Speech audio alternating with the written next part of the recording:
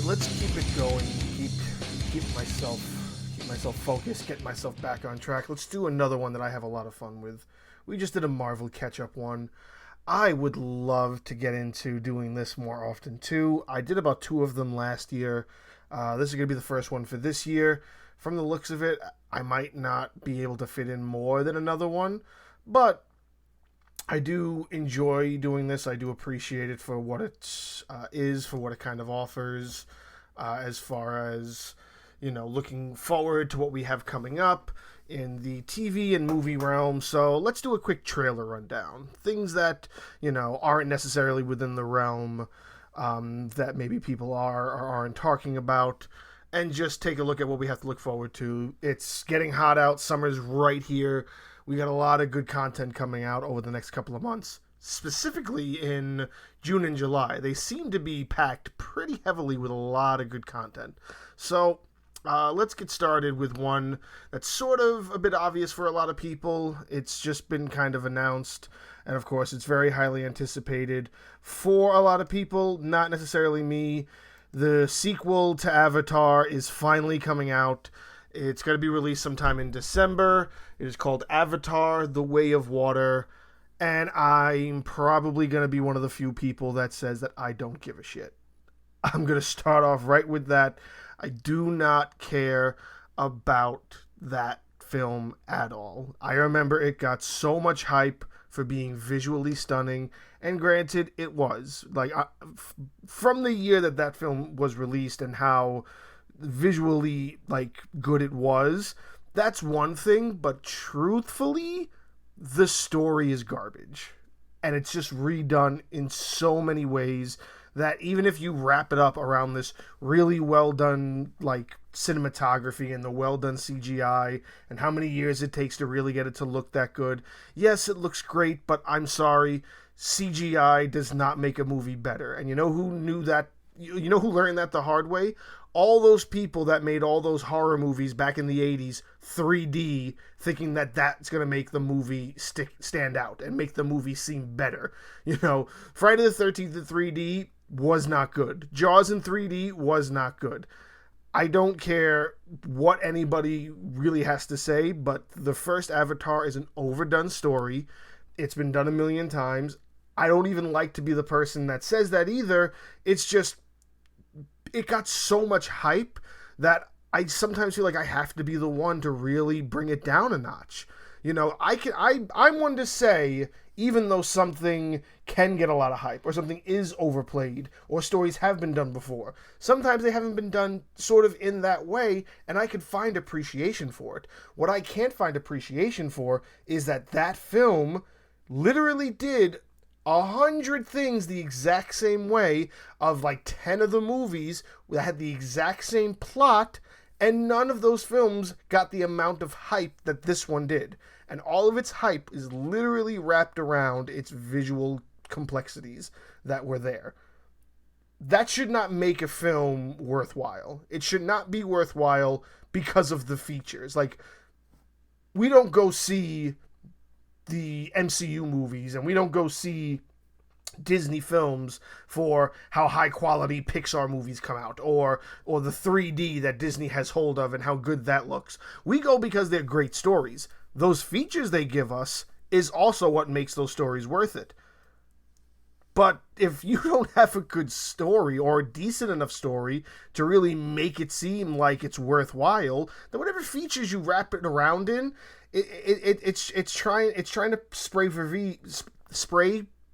Febreze on shit. That's what it seems like to me. And I know I'm going to be the only one that says it.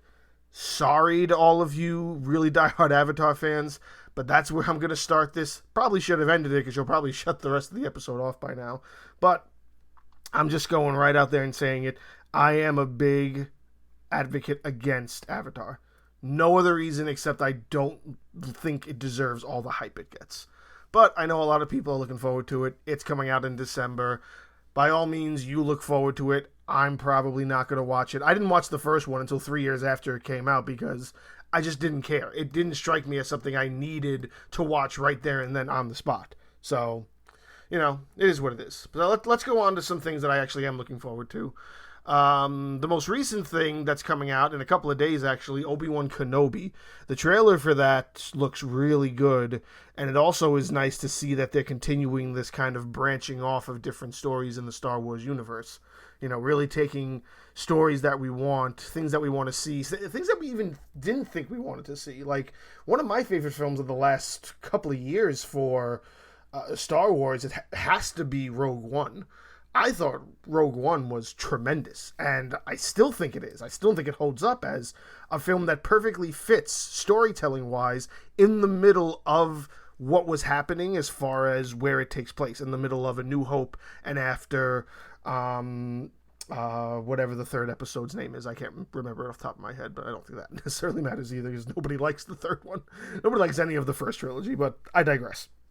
So it's nice to see that they're kind of continuing that by also showing, like, oh, this is what happens after Obi-Wan drops off, Luke and Leia to be, or at least Luke to be with his, uncle and his aunt living on a planet, far away so nobody can find him. So it's nice to see the Obi-Wan journey and where they want to take that to, and what we could expect out of that as far as the storytelling is concerned. I appreciate that Ewan McGregor came back and played Obi-Wan again, since he played Obi-Wan in the original trilogy. So it's nice that they're keeping as many people as they can on board to reprise characters. And he looks great in it. He really does. He looks really, really good. And I'm looking forward to that. I don't know how long it's supposed to be, how many episodes it has. I think it might be 6, I read somewhere. I might be wrong. It could be 8, but that premieres in a couple of days, and I know a lot of big Star Wars fans are definitely looking forward to that. So that's it for May, almost at the end of May. So let's hop into June. We have a lot coming out in June in no particular order. They just released the trailer for the Baymax series. They did a spin-off series of the character Baymax from the film Big Hero 6. Big Hero 6 came out sometime in 2012, I want to say. Maybe a little earlier or later than that. But I want to say it was sometime around 2012.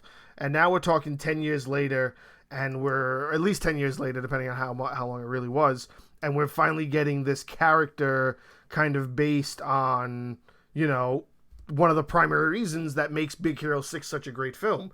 Now, from what I see in the trailer, it doesn't look like they're going with the hero kind of angle. They're going with kind of like he's a service, an emotional support robot, and that's what they're sticking with. So it's kind of going to be that realm of like, oh yeah, this is just what he was actually meant for. He's not meant to be a superhero. He's meant to be this health support robot in a way. So it's going to be a little bit of fun to see them actually go that angle and see what it's all about. Maybe it's like just misleading. Maybe the trailer is just meant to be misleading, and it's meant to show you like, oh yeah, this is what it's going to be about. But then you get into it, and it actually really is going to be a lot more about all the superhero stuff that they have going on. I think it's going to be fun to watch. I appreciated Big Hero 6. I'm probably one of the few that praise it as highly as it definitely deserves. A lot of people I feel like a lot of people, it kind of just goes under the radar. Maybe you've seen it, maybe you haven't. Maybe I'm wrong by that. Maybe more people have seen it than I'm giving it credit for. I just feel like it's one of those films that deserves a little more attention, and probably a sequel more based around what the actual, film is, the film about superheroes. But that's just me. Maybe I just want that because I thought the film was really, really good. What else do we have in June? We have, very highly anticipated, and I can't fucking wait for it, is the new season of The Umbrella Academy. Now, I loved the first 2 seasons, and I didn't get into it until the second season rolled around. And after I watched both seasons front to back in like one weekend, I feel like it was, and I think I did an entry about The Umbrella Academy, if I remember correctly. But what I loved was that it also had a place to find more, source material. It has a very well-renowned comic series, which is what the show is based off of. But, it's obviously certain things that can't translate from the comics to the show, and different storytelling aspects and whatnot. It's just nice that Gerald Way, the creator, still has such a hand in the creative process of the series, because even though I believe he's not even making any more comics, I only think, because I read all of them, or at least read all the ones I could find, and I could only find, I think, 2 volumes, a dozen comics, maybe 15 comics at most, and they were very spread apart amongst many years. So a lot of what it seems that they're doing is just Gerald Way saying, this is where I wanted the story to go, and him being a part of the writing process of writing more content than there are actual source material for. So he's creating the story he kind of wanted to, and there isn't going to be a comic for that. It's just going to be in this show fashion. Maybe I'm wrong. Maybe he's released more comics since I read it. I'm talking like this was 2 years ago when I first got into the show, and, season 2 had already ended, and everybody was talking about it, and I was like, okay, I got to get into the show. Seems pretty cool. I know what it's about. I've heard of the comic. I knew it was about something that was written by the lead singer of My Chemical Romance. I just never gave it the opportunity, and then I finally did, and I regretted not giving it the opportunity sooner. So I'm really looking forward to the new season. It looks a lot of fun. I don't know much about where they're going because, like I said, I've only read a certain number of the comics. But the comics I have read, in comparison to what they have been doing in the show, a lot of it is pretty spot on, very, very accurate. And I'm just looking forward to where this story could possibly go and getting more of this little adoptive family dynamic. I think they do that show it's very well written, and it's just a joy to watch. So that new season's coming out sometime in June, and it's going to be on Netflix. And of course Netflix is, banging it out with the shows, because what else is coming to Netflix is friggin' Stranger Things 4 finally coming out with the next season of that. And if I'm reading correctly about a lot of what I'm seeing, this is supposed to be the last one. And I don't know how true that is. It's just, from what it looks like they wanted to stop at this 4th season, maybe. I could be wrong by that. I could be 100% absolutely, positively wrong about that. But from what I'm seeing in the trailer, it talks about it being the ending. So I'm not going to say that would suck if it ended, but I just hope it ends on a good note. Because, 4 seasons to give to a show can make it end off on a very good plane. Like I'm watching a show right now on Netflix, Lost in Space, and I'm starting to fall in love with it. I'm up to the 3rd season. I just started the first episode of the 3rd season the other day, and I learned that this is the last season, that it was canceled. And I was really upset, so I went digging, and I learned that no, it's not canceled. It's that the writers only wrote the 3 seasons, and they wanted it to stop there. So maybe this is the same case where maybe this is the ending of the series, and the writers wrote 4 seasons to make this story be told in the right way, to do it across these 4 seasons, and that's why this is going to be the end of it. Almost like Sabrina, the Chilling Adventures of Sabrina, which ended on a horrible note, but maybe that's all they did right. I didn't read a lot about that, I don't remember, but I did do an entry on the ending of The Chilling Adventures of Sabrina, and I was really upset by that, by how it was ended and how bad the ending was, to me at least. So I'm hoping this season definitely ends it off on a good note, if it is going to be the last one. If they do plan on doing more, it's going to get difficult to really start making me believe that these kids are not however old they're supposed to be for the show. They've aged quite a lot since the 1st season, and I kind of want them to go off and do other things. A couple of them have, the one kid was in the It films that came out. You have Millie Bobby Brown, who's done a bunch of other stuff. She's becoming a really big actress. And, you want them to branch out. You don't want them to be, stuck just continuously needing to do this show and be on with this show forever. And, you don't want it to become oversaturated either. So whether or not this is the end, I'm looking forward to the new season. And that's coming out to Netflix sometime in July. The 1st volume is coming out sometime in July. Okay, so let's get back to June and let's talk about a couple of movies. There's a movie that I found out about. It was originally released in a French film festival called the Cannes, the 75th Annual Cannes Film Festival. I'm probably pronouncing that wrong, but it takes place in France. And this was one of the one of the two films I'm actually going to talk about from the same film festival that I actually thought was, really intriguing to see. And I saw the trailer for it, and it looks really, really good. It's called Crimes of the Future. It's got what's this guy's name? Viggo Mortensen.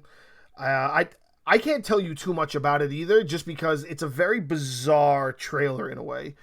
And the reason why it's bizarre, it just seems like this futuristic version of like if Hellraiser, like not like it was like demons, but like it was alien technology, so it's kind of almost technophobia in a way, but also, aliens and the fear of aliens and stuff like that. It's got Viggo Mortensen, it's got Kristen Stewart in it. It looks really good. I think it got real high praises at the film festival. So that film festival was a day or so ago, or it's going to be released at that film festival in a day or so, and it's coming out sometime around now. But we're not going to get it full-fledged in theaters anywhere. Maybe not even theaters, just maybe widespread access in the United States until the beginning of June. So definitely keep an eye out for that, and just know that it looks really, really good. It's directed by David Cronenberg. For those who are not aware of what David Cronenberg has done, he is very good when it comes to, what can I say? How can I compare? Okay, so if you've ever seen like A History of Violence, which again is Viggo Mortensen, if you've ever seen A History of Violence, there's a certain way that the storytelling is in that film. What's another film he's done that I know off the top of my head? He did The Fly, the original The Fly with Jeff Goldblum. He did the original Dead Zone. He did the original Videodrome. David Cronenberg, he goes back a while, and he's done some really good films. So I'm really looking forward to what this film might have to offer. And I just thought it just presented a really good, like, sort of eerie feeling when you're watching it. It's kind of like going into people's bodies and stuff. And it's a lot. It's a lot to kind of explain. And if you are interested, just go check out the trailer for the 2022 Crimes of the Future. It's going to be released, and people are going to be able to access it at some point in June. So definitely keep an eye out for that. Another one that was going through the Cannes Film Festival is a film that I caught wind of. Now, this isn't a June release. This is actually going to be released in August. It's a film called 3,000 Years of Longing. I just caught this trailer while looking up trailers to do for this, because I had only really wanted to do it for a couple of trailers for things that were coming out. But then I found a whole bunch of other ones that I was like, holy shit, these all look great. I got to talk about them. So, 3,000 Years of Longing. It's another film that's from this festival, and from the looks of it, it's kind of giving me that feeling of like almost Aladdin, but darker. Because the trailer, it's Idris Elba, it's Tilda Swinton, it's about getting wishes, it's about genies, but it's like a really dark take on what is really worth a wish, and what your wish really counts for when it comes to getting this sort of gift of finding the genie in the bottle. It looks really, really good. I thought it was tremendous enough to talk about it, and to think that I have to wait until August, even though the Cannes Film Festival is within this week. I still have to wait that long to see it, and I think it looks great and totally worth the watch. Evil Game of Thrones style Aladdin story, yeah, give it to me. There was another film about witches that I did an entry for not too long ago, Wish Upon, which was very similar. It was this little girl found this box. The box gave her 7 wishes, and every time it gave her a wish, it took a loved one away from her. Very, very strange take on it, but that's what I like. I like these interesting takes on stories that we've kind of seen already. And the first thing I think of when I saw that trailer is, oh, it's sort of Aladdin, but it's dark as shit. So I'm looking forward to that. Definitely keep your eyes out for it, and check out that trailer. You might find a lot of interesting, you might find it as interesting as I did. So that's it with the Cannes Film Festival. One more from another film festival, simply because it's kind of weird that it's been talked about so much because it's already kind of out. So I'm sure you've seen the trailers for The Black Phone. And The Black Phone is a new Ethan Hawke film. It's a horror film about kids getting kidnapped and getting murdered. And then the most recent one gets kidnapped, and the ghosts of the dead kids are helping this new kid kind of stay alive and trying to help him survive and get past the guy who kidnapped him. Ethan Hawke looks great in the film. He wears a really creepy mask. It just looks like a really good story, and apparently it's already come out. It's been out since September of 2021, but it was released in a thing called the Fantastic Festival in Texas, which is also a film festival out of Texas, where a lot of, people have, found success for their films for, and this found enough success that it's actually going to be released in theaters this June. So sometime by the end of June, that's going to come to theaters, and I think that's going to be really enjoyable to watch, because I think it looks like a unique story, or at least a unique twist on a story that's been told a couple of times. You can do the abduction story, you can do the kids getting murdered story, but it's just like I said about Avatar. It's about doing something different, or adding a new little piece of flair to the story to make it where there's something more to it than just kids getting kidnapped and the rejoice of them, getting saved. I mean, that's just me, but I'm looking forward to it. I think it looks great, and that's going to come out sometime in June. Do I have anything else for June? We got Jurassic World 3. I'm on the fence about that. Jurassic World 3 Dominion is coming out in June. I didn't like Jurassic World 2. I thought Jurassic World was pushing it a little bit, but it did do enough for me to say, yes, that's worth it enough. But 2 was just kind of a real disappointment. However, this other one, they're trying to pull out all the stops. They're bringing back all the old actors and all the other characters, and they're trying to get it to kind of tug at us with the nostalgia thing, essentially. But I might see it. I might wait till it comes out on like some sort of streaming service, but that's coming out in June. A lot of people might want to go see it in theater. I like I said, I'm still on the fence with it, but it's I'll leave that up to you. Anything else for June? Let me think. Oh, Lightyear, the newest installment to the Disney Pixar world. They're coming out with a movie that's based on the actual character that the Buzz Lightyear toy is based on.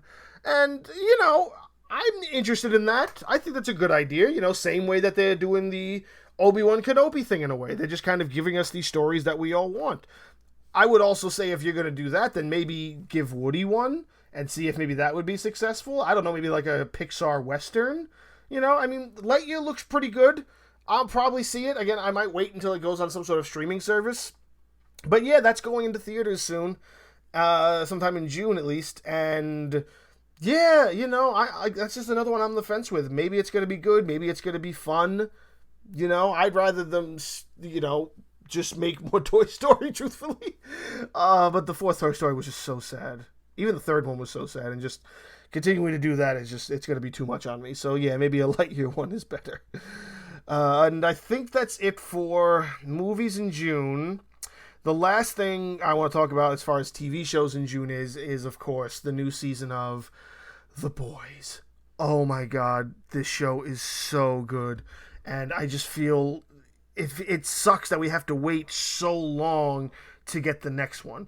Waiting this long from when the second season ended, it's such a good take. And again, this goes back to what I was saying. It's all about taking a concept that may have already been done, but adding a twist.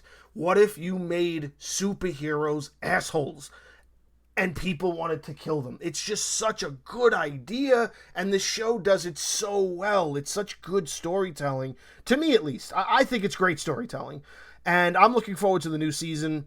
I'm looking forward to seeing Jensen Ackles back at it again in something else. He hasn't been doing anything since Supernatural, except for the voiceover he did for the animated Batman film. Hopefully he comes back to do the voice for Batman again, and in any other films that he might do for the DC animated universe. But he's going to be in this new season of The Boys, and that trailer looks great. That new season starts in June, and I am excited. Speaking, however, of Batman, with Jensen Ackles, let's move into July, where we're going to talk about DC's League of Super Pets. Again, why this is what we decided to do, I don't know. This might have been a movie better set for the straight-to-DVD releases like they've been doing with a lot of their other animated films. I don't know why this went into theaters. Maybe they're trying to kind of feed off of what popularity The Secret Life of Pets got. How do you do Secret Life of Pets and make it about superheroes? Again, mixing things up a little bit. And I know a lot of people I don't know much about many of the super pets. I just know, the Superman's dog, Crypto. That's it. I didn't know there was so many of them that they were able to make a whole league. But that's coming out sometime in July. Maybe a lot of people will have a lot of fun watching that. But truthfully, the DC movie that I'm looking more forward to, that's coming out in July, straight to DVD, of course, is the newest entry into the DC animated film universe, Green Lantern, Beware My Power, which is taking the story of the fall of Hal Jordan and the rise of Jon Stewart as the next Green Lantern of the Justice League.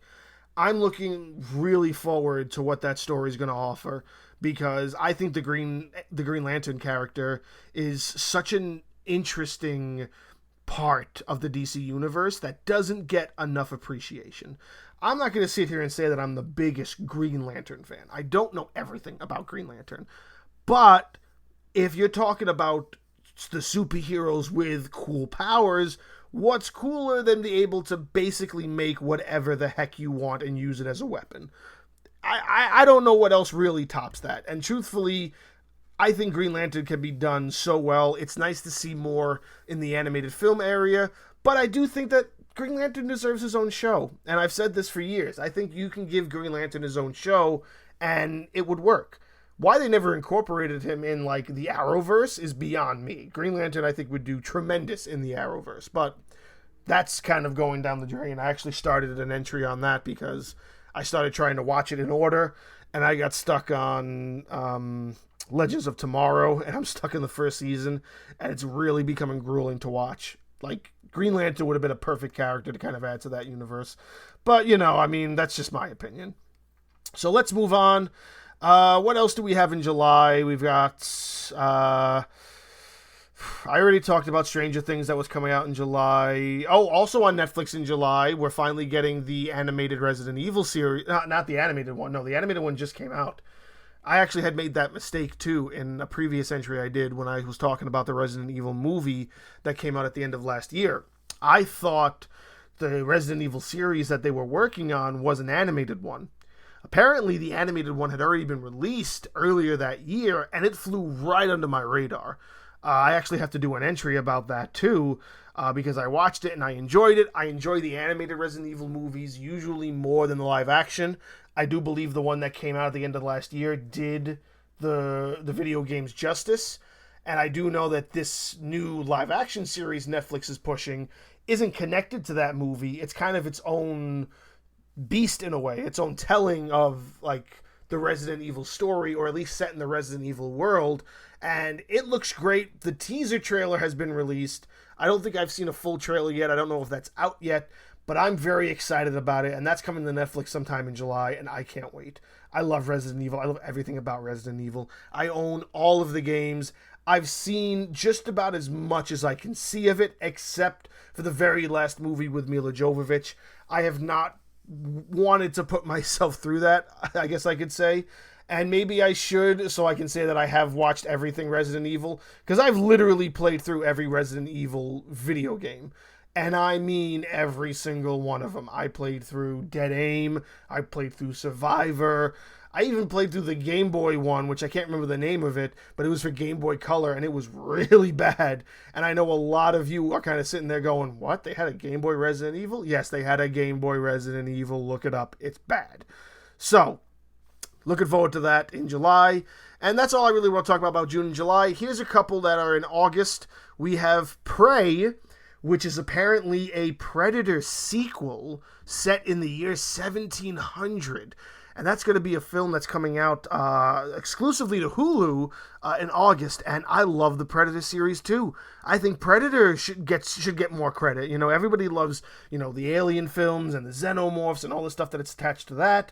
I think the most we got was Predator Hunting Grounds as far as a video games is concerned. But I think almost every Predator film, in some way, shape, or form, adds more to the lore of the Predator. And it deserves a little bit more credit and more attention. I think that character is great. I think the stories that they've told for that character is great. Predator 1 with Arnold Schwarzenegger, fantastic. Predator 2 with Danny Glover, amazing film, to me at least, way better than the first one. Predators, with Adrian Brody, that film was great. I think all the iterations, in some way, shape, or form, have added more to that character and made me kind of love and appreciate it more. So I'm looking forward to that in August. Something else in August I'm kind of on the fence about. I don't know how to feel about it. But the prequel Game of Thrones series, House of the Dragon, is coming out in August on HBO. I don't know if that's going to be worth it. A lot of people really, really are still feeling the hurt from that ending of Game of Thrones. So I don't know if going back and trying to make a prequel is going to really catch a lot of people. It might catch enough to keep it afloat for a couple of years, but if it doesn't make it through the first year and get people hooked back into it, I don't see that lasting very long. It's going to be tough for me to watch. I'm going to tell you the truth. And I'm not that big of a fan. I just know that I got into it very late on in the game, and that was because my wife is so enthralled in that universe. She's read every book 3 times. Literally 3 times. She's listened to the audiobooks at least twice. That's like 27 hours, 37 hours worth of audio per book, and she's listened to them twice. She used to collect the card game. She went to go see George R.R. Martin at this little speak thing he did in the theater, and she got this specialty memoir / map / Dothraki thing that she had signed by him, and she has these pamphlets about how to speak Dothraki. She hasn't touched any of it. When I say we're sitting on boxes upon boxes of Game of Thrones collectibles alone, and they're just sitting in bins now. This is stuff she used to really be passionate about and really love. Maybe she still has a love for it somewhere, and maybe she'll want to sit down and watch it, and I might only watch it to watch it with her. But if she doesn't want to watch it, I'm not going out of my way. They really ruined it for me when it came to that last season, so I don't know if House of the Dragon is going to pull a lot of people back if I'm at least one person that's not on board with it. I'm not on board with it. But I might be wrong. And maybe I'll get into it like I did Game of Thrones, wait 2 years, and then be like, okay, they lasted. Let's sit down with it now. Maybe. One last thing I want to bring up is it's a little random, but I appreciate it. CBS is going to be releasing a series in the fall to be part of its lineup for next year, the 2022 and the 23 TV season lineup. And it's a televised adaptation of the film from the 90s, True Lies. For those who don't know, I might actually do a completely separate entry on just this fucking film. For those who don't know, True Lies is a film from the 90s starring Arnold Schwarzenegger and Jamie Lee Curtis. It's got a whole bunch of other people in it, but essentially what it is, it's Arnold Schwarzenegger is a secret spy for a covert branch of the government, and he also tries to be a family man. And then his family gets brought into it, and they didn't know he was a spy, so this is how his family discovers that he's a spy. So what they decided to do was take that story, and now, 30 years later, have decided that it deserves a TV adaptation. Maybe they're trying to lead off the somewhat success of what the Lethal Weapon show got. I only watched the first season of the Lethal Weapon show. I think it ran for 3 or 4 seasons. I'm not sure if it's even still on anymore. I might even be wrong about it lasting that long. And then you've had a bunch of these pop up. There was the Hannibal shows that were, I think, sort of connected to the Silence of the Lambs. I might be wrong about that too, but I never watched that.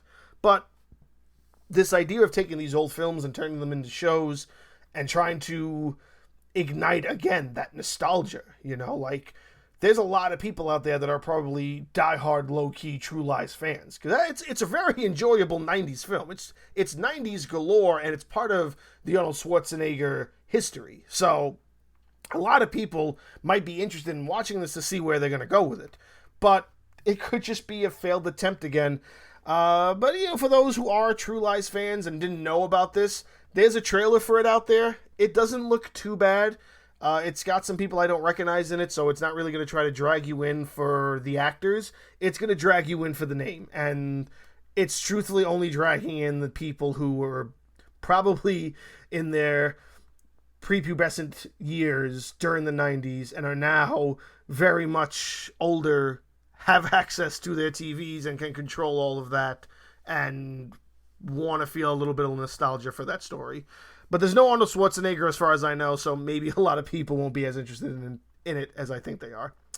So now the very last thing I want to talk about before I go, I'm not going to get too in-depth with this. What I am going to say, however, is I'm probably going to do, because I want to start live streaming in some way, and I want to start recording more for other things, videos and stuff like that. I might record a video of my reaction for this. I started it, I got maybe 15 seconds into it, and I'm going to leave you with this. Look up Amityville in space. Amityville in space. You are welcome.